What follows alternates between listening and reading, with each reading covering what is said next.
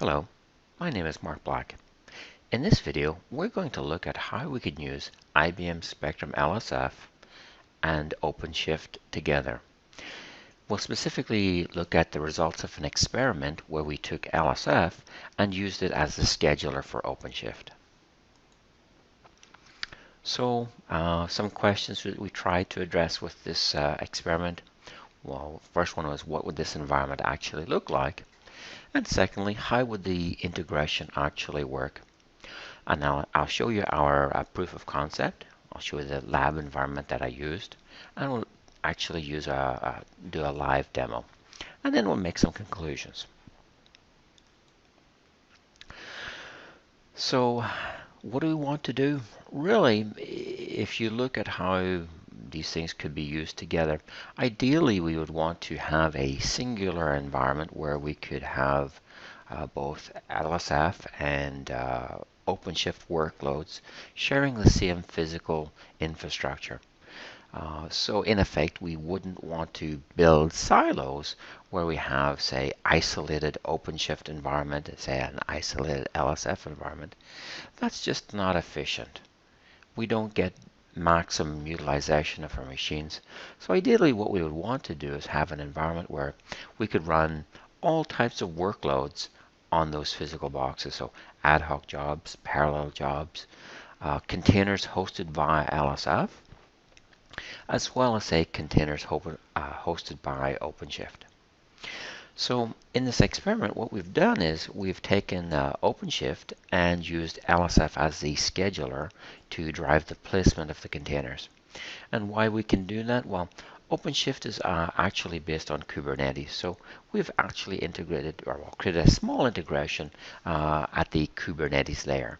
And what's happening there is when a container request comes in, the request goes to LSF. LSF provides the reservation for that container and returns it back to OpenShift. And then OpenShift will go through its process to deploy that container. So that's this is our test environment that we're using. And we'll get into it a little bit more in just a few moments. So how do we make this integration work? Well, it turns out that if you look at Kubernetes, it does allow you to plug in your own scheduler. So that's what we've done here. We've specified when we deploy our pod that the scheduler name is LSF. And then there are a few things that we want to take into account as well. So we have the node selector, which is kind of like your resource selector that you see in LSF. You also have this notion of affinity, pod affinity and node affinity. And the other thing that we need to take into account is the resource request. So how much CPU and memory do we want to have for this particular pod, or containers, I should say. So these are things that we need to consider when we go and select the resources that LSF is going to assign for this pod and container. So how does it work?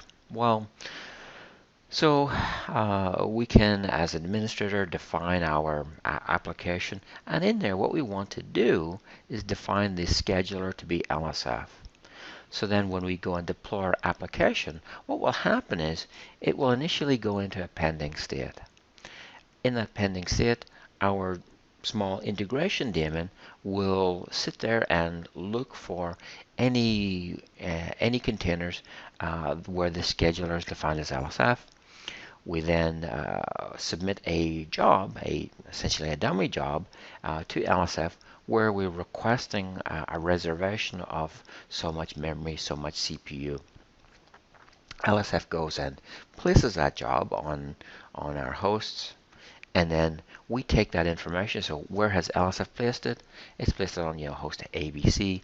We then update our OpenShift or Kubernetes with that the name of the host that pod should be deployed on, and then Kubernetes takes over and places that node, or sorry, that pod.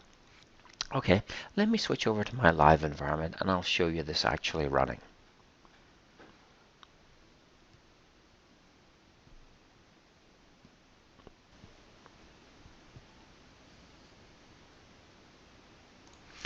this is my lab environment. So I have LSF and OpenShift installed on this. I'll just show you the LSF cluster. ID, whoops. Okay, so I'm running IBM Spectrum LSF Suite for Enterprise. And let me show you the hosts. Oops. So this is actually quite a large cluster. So I have a number of machines. I've got a couple of boxes that are the management hosts. I have a few machines that have IBM Cloud Private. These also have Docker on there. And I have another machine here that has Docker. I have Singularity installed on pretty much all of the rest of the machines. And I've got two boxes down here that I've designated as OpenShift nodes. So the first one here this is where I'm actually logged in. And this is also the OpenShift master node or management node. And I have a worker node here as well. Okay, let me show you the rest of the pieces. So this is my integration daemon. So this is something that I wrote. It's about 300 lines of Python code, so it's not very big. And I have a sample pod definition. I'll just show you what's in there. So in here we've defined that the scheduler is going to be LSF. So here it is. So scheduler name is LSF. So let me go and start up the integration, and we'll then run our sample pod.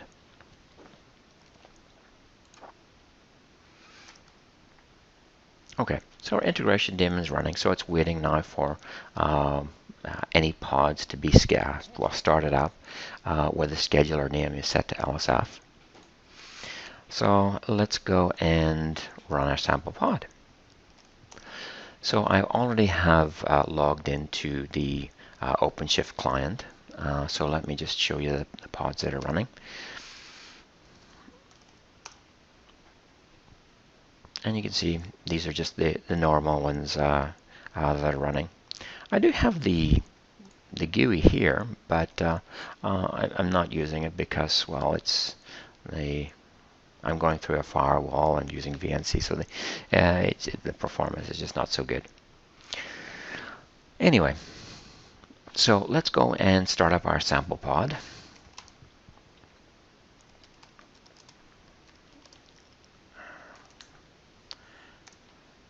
Okay, so we have the pod's called LSF tests. Let's see what the it should be in a pending state. Let's see. And okay, so there's our pod, and sure enough, right now it's in a pending state. So we're waiting for LSF to assign it a physical host. And the way we do that is we basically submit a job request to LSF, and you can see here that the daemon is responding. And also you can see like how much CPU and how much memory that particular pod is requesting. So in our reservation job, we'll also see it using those same resources.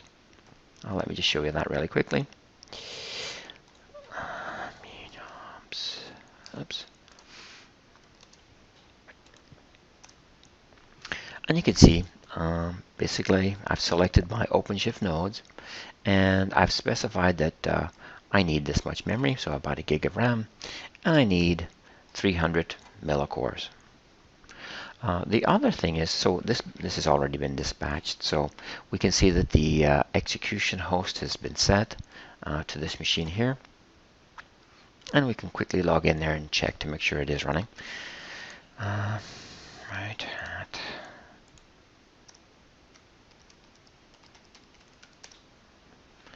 Okay, and I can do Docker PS. Oh, okay, there's a lot of things running here. Let's see if I can find it. Yep.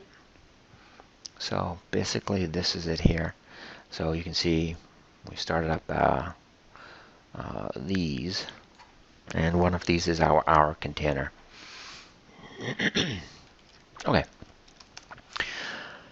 So what you've seen so far is we were able to create a pod. Oh, I'll show you the state again. Let's see, get pods.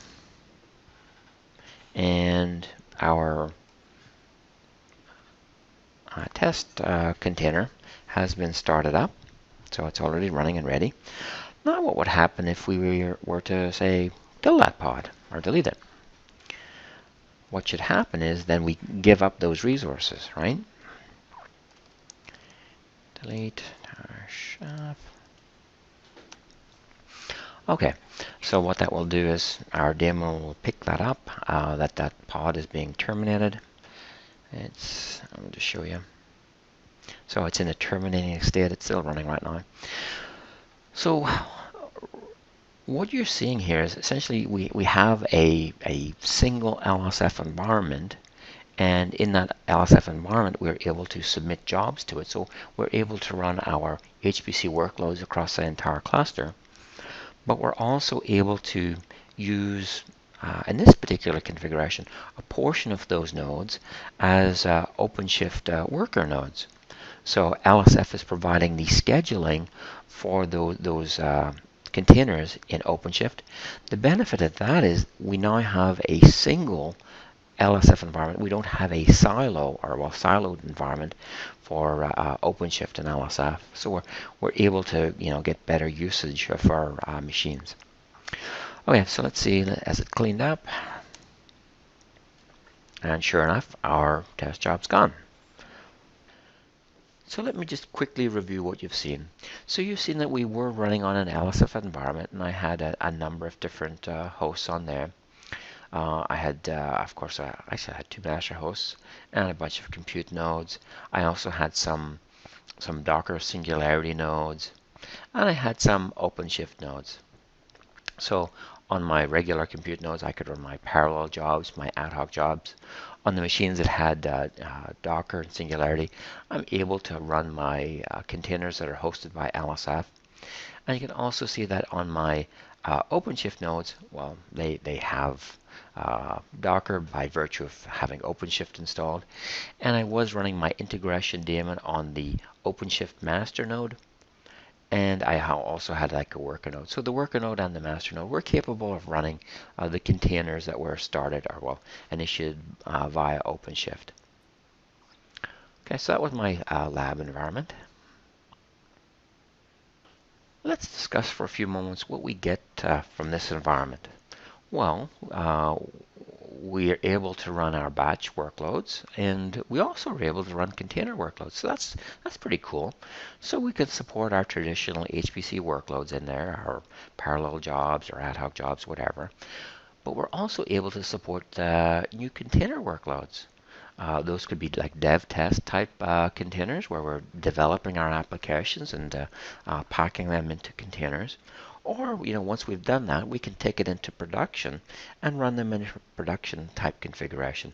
Perhaps we want to, flatten the containers and change the networking configuration so we get more performance out of it.